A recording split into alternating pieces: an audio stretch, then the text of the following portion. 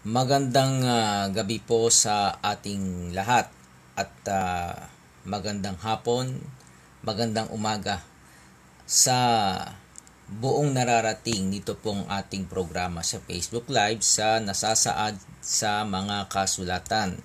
Ang ating pong paksa na tatalakayin po sa oras na ipagkakaloob po sa atin ng ating Panginoon ay tungkol po sa inihalal ng Diyos. Yan pong ating tatalakayin.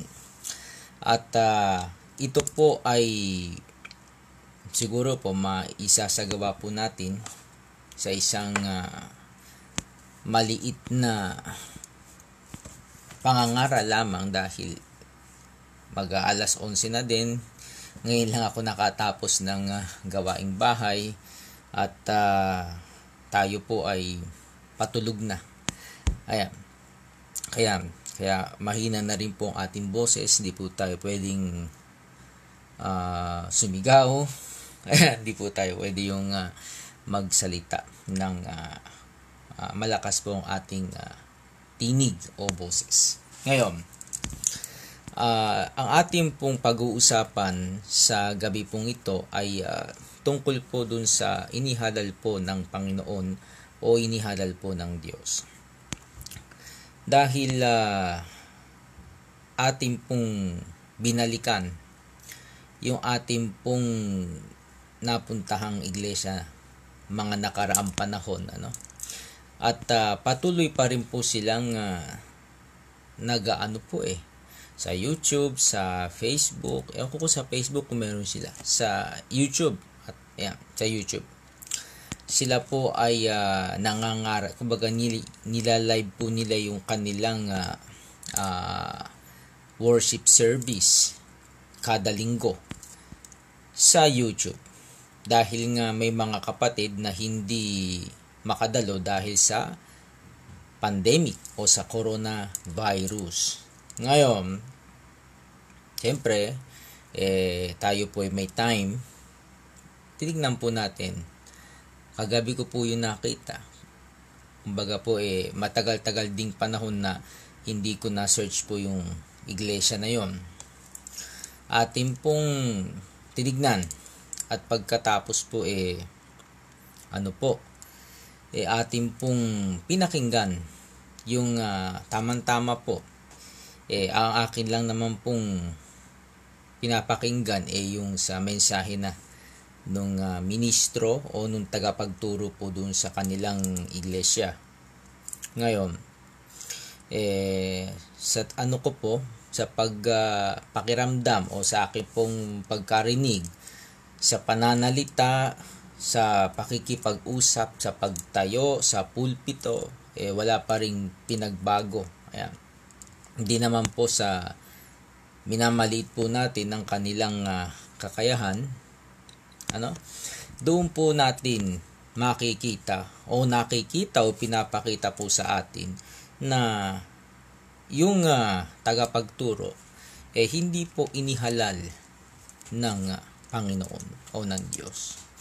Kasi sa pagsasalita pa lang alam mo na, nakikita mo na yung pagsasalita hindi tugma doon sa kanyang ipinangangaral wala pa rin pagbabago. Simula nung umalis po ako doon sa iglesia na yon, dahil nga hindi sa nakakatamad. Ayan.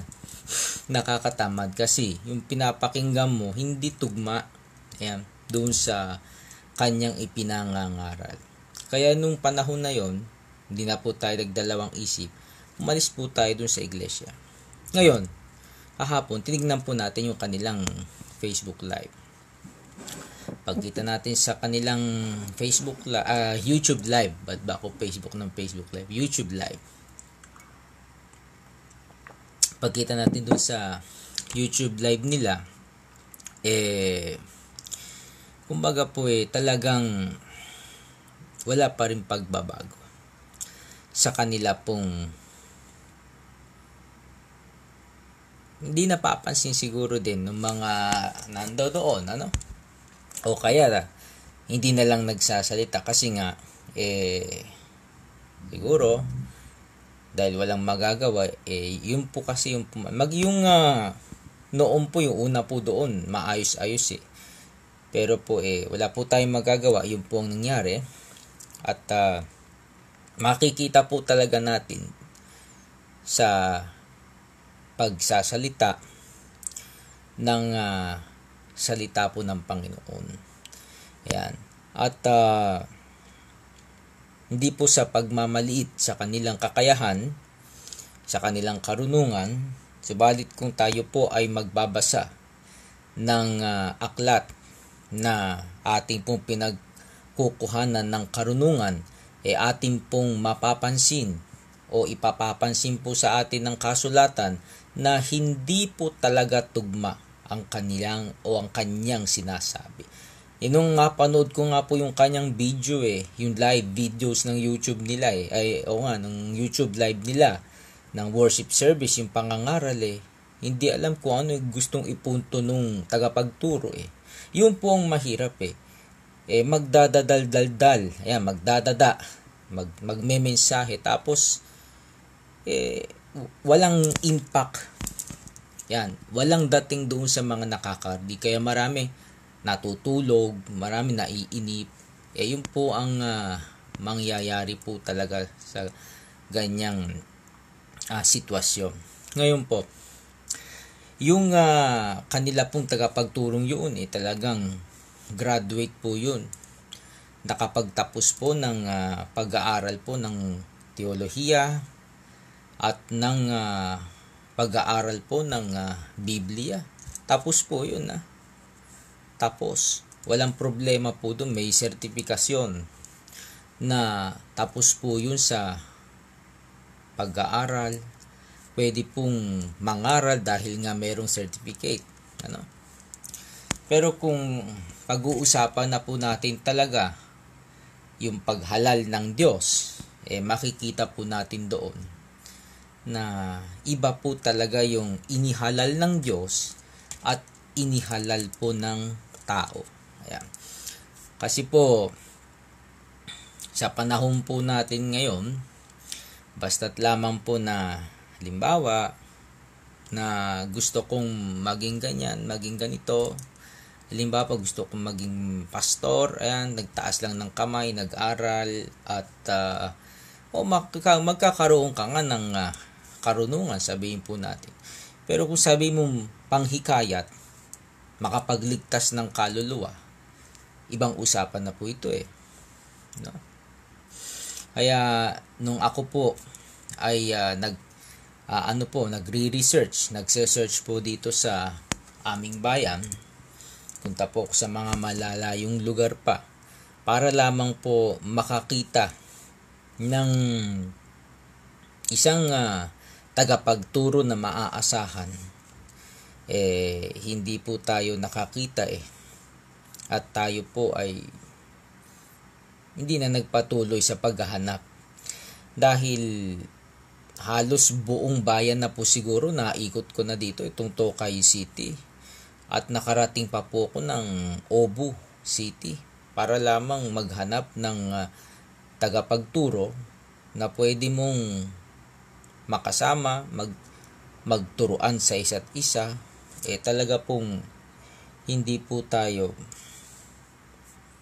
din kalooban ng Panginoon siguro, di natin masabi. Ayan.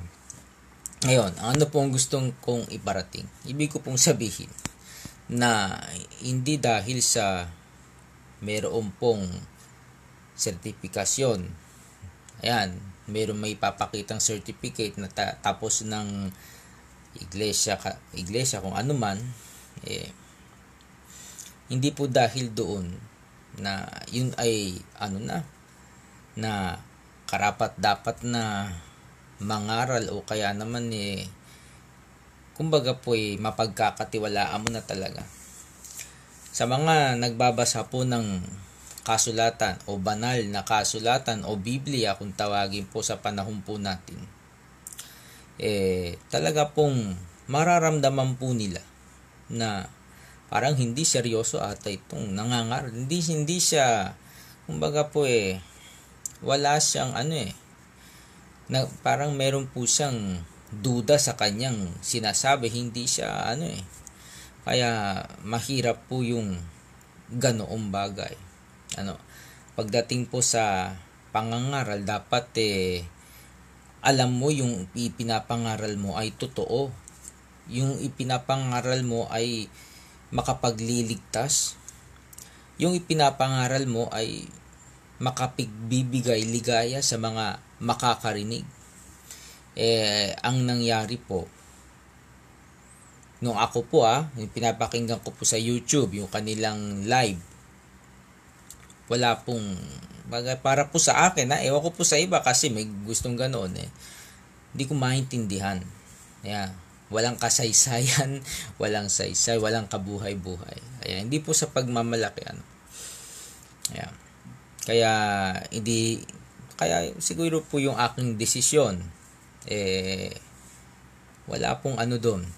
Talaga pong masaya po tayong umalis po doon dahil una pa lang nung narinig na nating magturo wala na po sa tono ng kasulatan. Kumbaga po hindi po tayo nagkakaroon ng kapahingahan sa ating kaluluwa. Tayo na po mismo ang umalis. Tumawag pa nga po sila dahil gusto po tayong pabalikin sa iglesia. Ako na po mismo ang umayaw at umalis. Dahil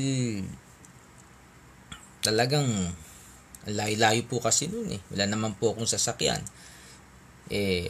Bibisikletahin mo pa yun hanggang bundok.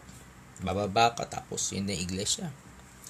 Tapos ang maririnig mong mensahe wala namang kabuhay-buhay. Kaya ngayon, isang talata lang po ang ating sigurong mababasa, kaya maipagpatuloy din po natin. Dahil po sa kasulatan, ang Panginoong Diyos po, ang Diyos, pwede po siyang magbigay ng kanyang gustong salitain ng isang tagapagturo o mangangaral. Noong panahon po na mayroon po siyang inihalal, piniling propeta sa bayang Israel. Walang iba kundi nga po si propeta Jeremias. Si Jeremias po ay siya po isang propeta.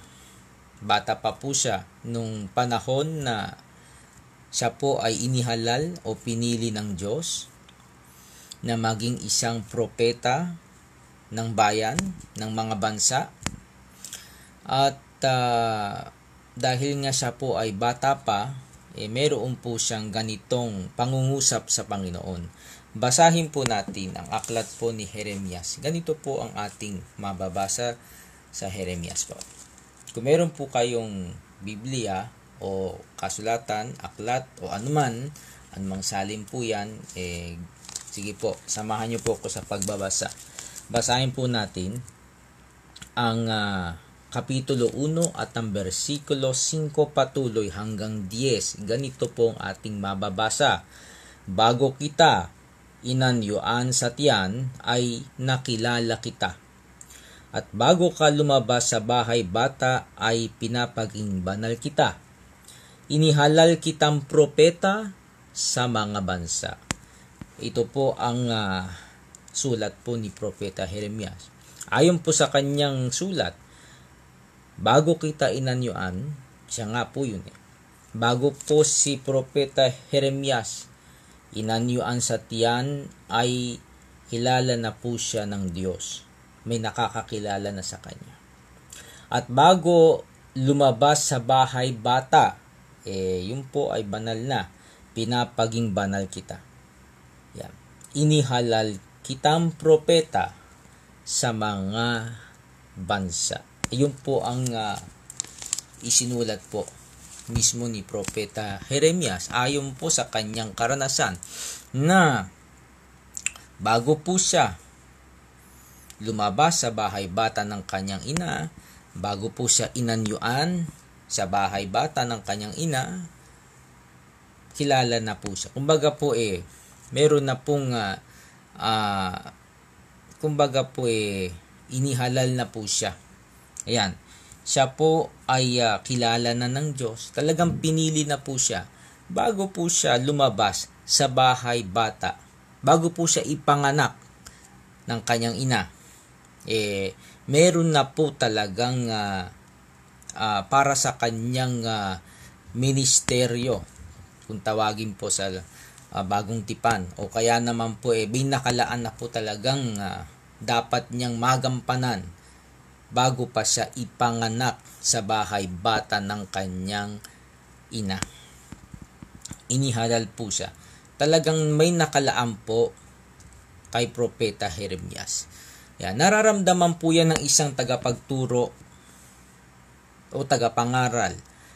Kung siya po ay nangangaral ng salita ng Diyos, meron po siyang daladalang espiritu, nangangaral po ng salita ng Diyos.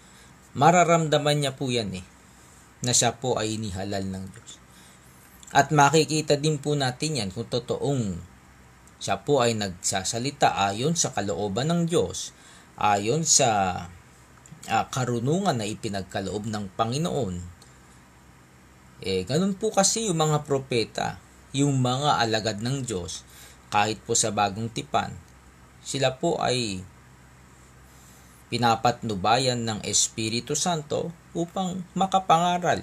Hindi naman po wala po silang ipinakitang mga sertifikasyon na sa panahon po noon.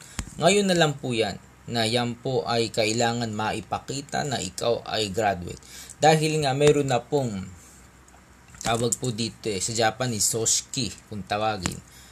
Ano na po yan na parang pyramid na merong ganito, may ganyan para ikaw ay makapasok sa isang tawag po, hindi ko masabing soshiki sa English o sa Tagalog. Doon sa kanilang grupo, ayan kung tawagin, na para ikaw ay makasama, maging kasapi, kailangan dumaan ka sa kanilang pag-aaral para ikaw ay maging isang tagapagturo nila. Pero po sa binabasa po nating aklat, ang nire-recommenda po ng Panginoong Diyos, kung ikaw ba talaga'y inihalal ng Panginoon, pinili ng Diyos. Kasi kung pinili ka ng Panginoon upang mangaral, talagang mararamdaman mo yan. At mararamdaman din po ng makakarinig na yung kanyang ipinapangaral, mayroon pong tono, may buhay, at nakakagaan ng pakiramdam.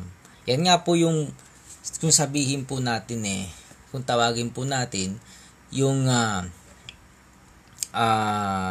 tawag po dito, kapahingahan ng kaluluwa.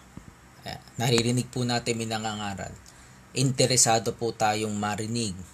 Pinagpapatuloy po natin yung pakikinig. Hindi po tayo naaantok. Hindi po tayo naiinip. Tuloy-tuloy kahit nga hanggang kinabukasan, hindi tayo napapagod. Meron pong ganoon sa Biblia. Nangaral po ang apostol na si Pablo hanggang naging kinabukasan na pero hindi po sila natulog o hindi po sila nagutom. Meron po doon nahimatay, nahulog. At doon nga po nangyari isang malaking himala. Ngayon, inihalal po, nabasa po natin na inihalal si Propeta Jeremias bago kita inanyuan sa tiyan ay nakilala kita. At bago ka lumabas sa bahay bata ay pinapaging banal kita, inihalal kitang propeta sa mga bansa. Nang magkagayoy sinabi ko, Panginoong Diyos, narito hindi ako marunong magsalita, sapagkat ako'y bata. Ngunit sinabi sa akin ng Panginoon, huwag mong sabihin ako'y bata, sapagkat saan man kita susuguin ay paroroon ka. At anumang iutos ko sa iyo ay sasalitain mo. Huwag kang matakot dahil sa kanila, sapagkat ako'y sumasayo upang iligtas kita, sabi ng Panginoon. Ayan, na inaayawan po ni Propeta Jeremias dahil nga siya po ay bata pa. Wala po siyang karanasan sa mga ganyang bagay, sa pangangaral, sa pagiging propeta, ayan, yung kanyang sasalitain, wala po siyang karanasan. Kaya siya po ay bata pa. Hindi niya alam kung anong kanyang gagawin. Siguro kahit ako po ay nasa katayuan niya, ganun din po ang aking sasabihin siguro kung ako po ay nasa katayuan niya. Ngayon, sabi sa 9, nang magkagayoy, iniunat ng Panginoon ng kanyang kamay at hinipo ang aking bibig. Yan. Hindi po natin maipaliwanag kung paano po hinipo ng Panginoon ng kanyang bibig, literal man o hindi. Si Propeta Jeremias na po ang nakakaalam po nun. Pero ang kanya pong sinasabi sa kanyang sulat, nang magkagayoy, iniunat ng Panginoon ang kanyang kamay. Malamang nakita po ni Propeta Jeremias ang kamay ng Panginoon, iniunat kanya. At hinipo ang aking bibig. Naramdaman niya na may humipo o hinipo ang kanyang bibig at sinabi sa akin ng Panginoon. Pagkahipo po sa kanyang bibig, merong sinabi po ang Diyos at narinig niya. Narito, inilagay ko ang aking mga salita sa iyong bibig. Ayan. Hinipo yung bibig ni Propeta Jeremias. At hindi lang po basta hinipo ng Diyos. Sa pamamagitan po ng paghipo ng Panginoon ng kanyang kamay ay sinabi ng Diyos, inilagay ko ang aking mga salita sa iyong bibig. Kaya po si Propeta Jeremias nakakapagsalita, bata pa siya, wala siyang karanasan, inilagay ng Diyos yung salita sa kanyang bibig. Sa madaling salita, ipinagkaloob sa Diyos, ipinagkaloob kay Propeta Moises. May nagkakaloob. Kasi po yung pangangaral, no? Yung pangangaral, yung mga tungkol po sa relihiyon, kaloob po kasi yan. Hindi po yan nakukuha basta-basta kung saan-saan. Dyan, ayan, sa makagraduate ka kung saan ito po ay pinagkakaloob ng Panginoon, at ito po ay karanasan po ni Propeta Jeremias.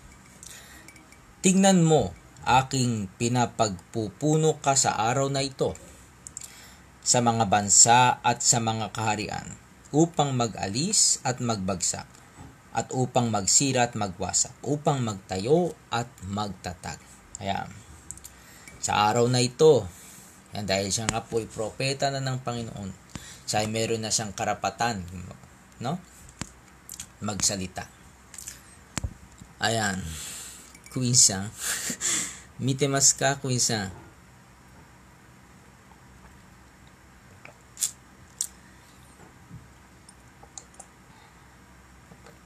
Filipino ですから、ごめんなさいね。フィリピン語で話します。11時半までです。第2話明日続くかな、多分。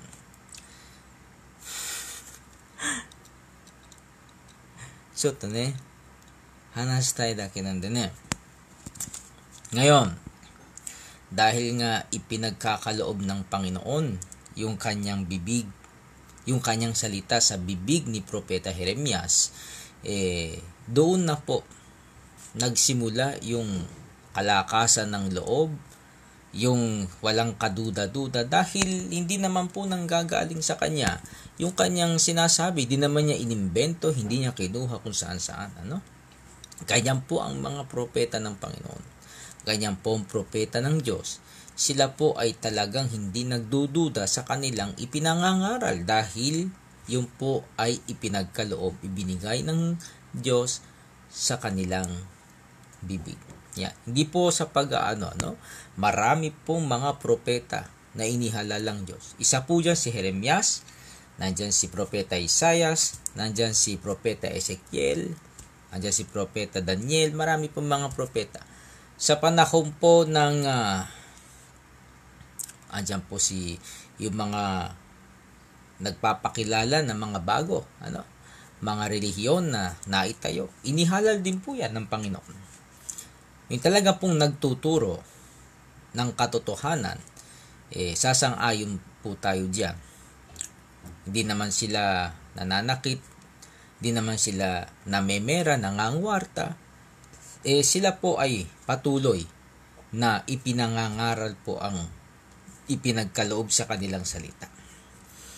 Kaya, siguro po, pagpapatuloy po natin ito bukas.